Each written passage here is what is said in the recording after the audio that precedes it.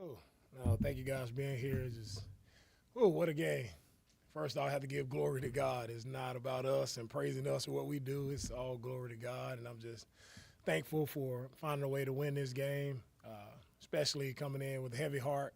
Lost my best friend, Earl Cochran, so I know he's smiling down on us right now. He would be very proud. D'Amico, two questions. What did he mean to you? How was it to get that win for him? And what was it that felt like? How about I ask the second question after you answer that one? Okay. First off, you talk about Earl, just a stand-up guy, close friend. I mean, loving, caring, big heart, give the shirt off his back to anybody. Like he was just treated people the right way, loved people. Always had a big smile, big heart, very wise. So I'm just thankful to have had him as a friend here. And you all hadn't finished games this year, but you all were able to do it here. Got contributions, offense and defense. What do you think was key to being able to do that? The key for our entire game today is, no one blinked. Like I talked to the guys last night about this is going to be a heavyweight fight, and we got to keep throwing punches no matter how it looks. It may look rough. It doesn't matter. I didn't want anybody to blink. I wanted everybody to continue to press forward, to keep punching, right? And that's what they did. Coming out in the second half, like it's the best second half we've had because we played complementary football. Everything that could go wrong went wrong as soon as the game started. And so for us to battle and have that resilience, like that's what good football looks like. That's what we've been missing. I told the guys we've been in this situation before in the fourth quarter where we've allowed the quarterback to scramble and make a play. So we knew the D-line had to come up big and get stops for us, and they did that. So when you have I can't say all of that without saying how Davis played. Davis did an outstanding job of leading the offense all week, and he did it again today to come out and have a pick on the first drive. Right, it's easy to go in the tank, but he bounced back. He kept battling, kept making plays, and he goes for 3 touchdowns and the one rushing one that we needed the most at the end. So I'm proud of Davis for the way he stepped up, led all week.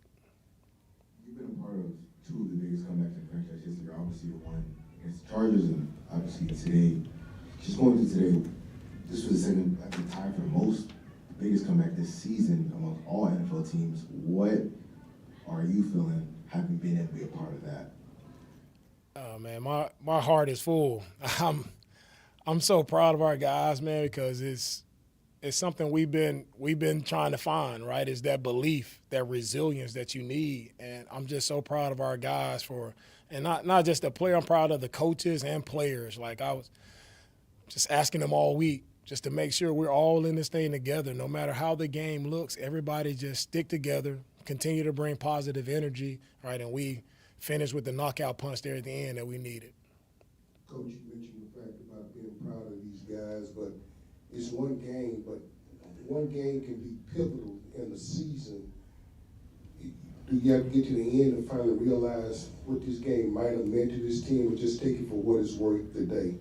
Yeah, I take it. I take this moment right now, and I'm a relish in this moment and love this moment for how our team battled, right? And yes, I hope it's a springboard for us, moving throughout the season, that we continue to see that it doesn't matter, right, what the scoreboard looks like. It's about how you execute, how you finish, how you play together, and how you have that belief in one another and in yourself, right, to go out and finish games like this. Coach, I also have a two-part question. First, throughout the week, watching film on Trevor Lawrence and the Jags offensively, what did you and Coach Burke gain from that film study to be able to kind of take away Trevor Lawrence and the rushing impact that the Jags have been able to have on the season for them so far? And also being down C.J. Stroud and a lot of the guys that Titus Howard, some of the leaders, can you speak to how impactful and important Nico Collins was for today's victory?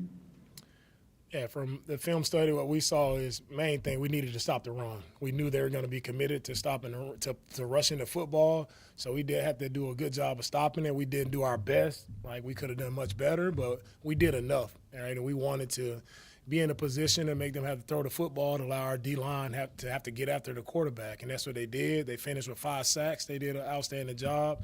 And Daniil had one of his best games. So really proud of the effort up front and how those guys rushed. And that was our plan, and we executed it the right way. And when we needed it most, there at the end of the game, they came up big time for us. Nico has always been a big part of what we do, and he shined today. Nico and Davis have had that connection for a while, so it was fun to see those guys just getting back to what they've done before. And Nico he doesn't say anything, but he's one of our hardest workers. No matter how the game goes, he's always ready for an opportunity to make big plays for us. Nico, knowing you as a defensive-minded coach coming on in and seeing Shelton Rankins be able to put this game away with the defensive touchdown, just how exciting was it to be able to watch as this defense finally was able to get that crushing blow and put this thing away? Oh, man, it's one of the most exciting plays I've been a part of. To end the game like that with Rankins going in to score, man, wow. It was an awesome play, and I was trying to meet him down there in the end zone. From your perspective, obviously you guys are down 19 in the second half. You guys are obviously able to rise. How much do you feel like a win like this could turn the tide for a season? Because you go from 3-6 to 4-5. How much do you feel like a win like this could turn the tide in the season? This team, this game, all right, should do a lot when guys watch the film and they can see like the things we can even clean up in this game where we weren't clean or bad things happen. And I just look at the game as I look at life. It's like bad things are gonna happen. Like, do you hang your head and go run and hide? Do you quit? Do you give up? No. Like, you got to keep punching. In life, in football, you got to keep punching, and that's what this game showed today, man. You just have to keep playing with heart, playing with resilience, and hopefully the film shows our guys proof that we can battle and win in any type of game. I think y'all outscored them 26-0 in the fourth quarter.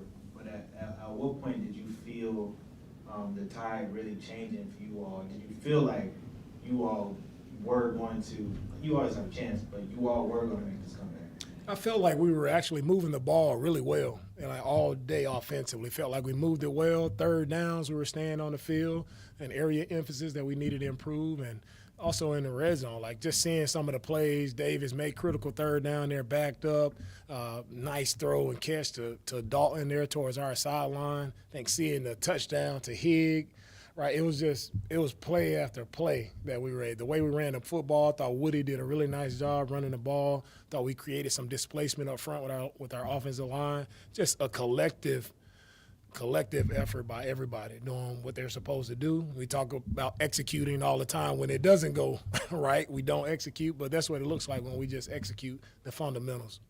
Kind of following up on that with Jaden, with Jalen, and with Woody for their impact to see how well they were able to make plays in this game. How impressive you were with their maturity to understand what a moment this was to be able to force the comeback. Yeah, our young guys, they continue to impress. Woody, Jalen Higg, I mean, they've all. Jay Noel makes big plays every game. It was fun to see Higgins and what he's capable of doing, just a big target on the outside, going up, making contested catches, doing an outstanding job. He's done that all year. We just got to find a way to continue to get him the ball. We got playmakers, a lot of guys to spread the ball around too, and I feel like our quarterback's done a good job of doing that.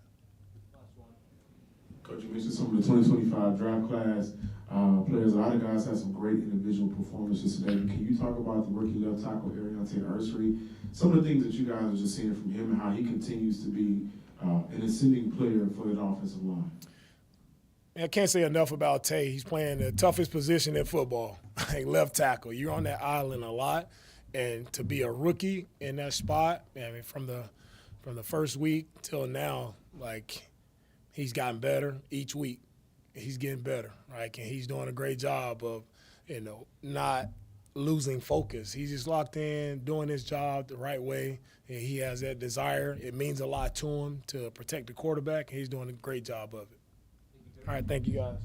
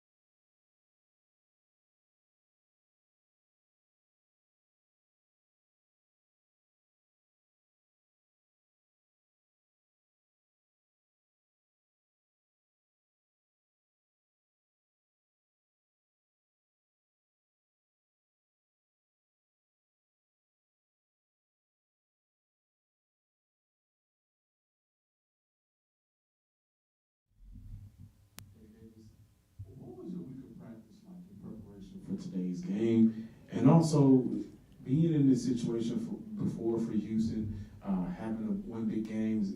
How were you able to kind of shake off the early game blunders to have the performance you had? Yeah, I mean, I'll start off. I think our team had a really great week of practice. Kaylee put together a great offensive game plan along with the other offensive coaches, and we were able to go out there today and execute. And then to kind of answer the second part of that, I think anytime you kind of start off a little slow, I mean, the mentality of our team is to attack every play with aggression and just going out there to try to execute every play at a high level. So we were able to do that. Coaches stayed aggressive. I have always had the mentality to stay confident regardless of what happened on the play before. It's kind of like the old basketball mentality, shoot or shoot. If you stop, I mean, you're not going to see shots go in. So I think today was just a great team win. Defense was able to keep getting off the field, slow down their offense. Special teams made some plays, and as the game went on, our offense kept getting better and better, and we were able to go down there and find a way to win it at the end. Davis, what did you see on the touchdown run? Yeah, I mean, that was kind of had an interview right after the game on the field, and we had we ended up calling a play that we had already called in the game. They kind of just sat back in zone coverage, and as I was getting through my progression, scramble lane opened up kind of in the same direction as where Woody's check down was, and as I pushed up in the pocket, he ended up making a big-time block, and I was able to find a way in the end zone. I think coming out of halftime or throughout the game, you guys ended up rotating the right guard. Juice Scruggs got in middle of the shift there. Did that decision or adjustment kind of help you guys throughout the game? Because after that, it seemed like the offensive line played a lot cleaner, a lot smoother, and you were able to get rhythm and finish drives off for Houston. I mean, I think our offensive line did a great job the whole game. I mean, even when Blake comes in for a lot of the jumbo stuff, we were able to run the football really efficiently today, especially on those last couple drives when the team needed it. We were able to lean on those guys and march down the field. Davis, this is the second largest comeback in franchise history. It's 26-0 differential in the fourth quarter. What was the moment that you started to realize that you guys weren't just putting up points to be able to make this thing close, but it was starting to feel more so we're going to be able to pull this thing off? I mean, I think the whole team had faith we were going to win that game the entire time. Like I said before, I mean, I think our team is very confident in our own abilities. We have a lot of players who can make plays, and we just needed to get things clicking. And as we went out there, I think we really only had, one possession in the third quarter, and went down. We were able to drive the ball pretty well in the fourth quarter. And like I said before, defense kept finding ways to get off the field. Daniil was joking around with me in the locker room. He was like, our defense is good, man. And he was like, keep finding ways to go down and score points on offense, and we're going to keep getting you guys the ball back. So having that in the back of my head and being able to trust the guys around me, especially on the other side of the ball, to go out there and make plays. I mean, it was just a hard-fought win. It was fun. Talking to the guys in the locker room, they all said, like, nothing surprised them about what they saw from you today because this is who you've been. Talk about, and you may have already talked about it, how you've been able to maintain in the backup role the confidence and just kind of the even keel to get through the ups and downs of today. I mean, that's what you got to do. I think with my current circumstance, backing up to CJ, I come in with the mentality every day that I'm going to bring my best self to the facility every morning.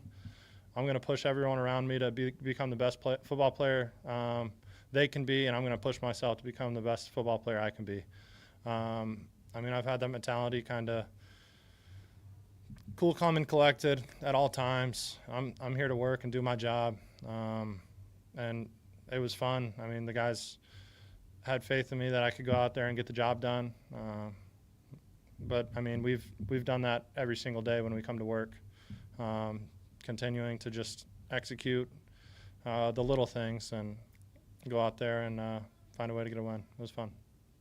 7 catches, 135 yards. You've been working with him since 2021 when you guys got drafted in the third round together. What does it mean to have a security blanket like Nico Collins that can always go up, make a big-time play, and make your job a little bit easier knowing that he is always going to be at the right place at the right time?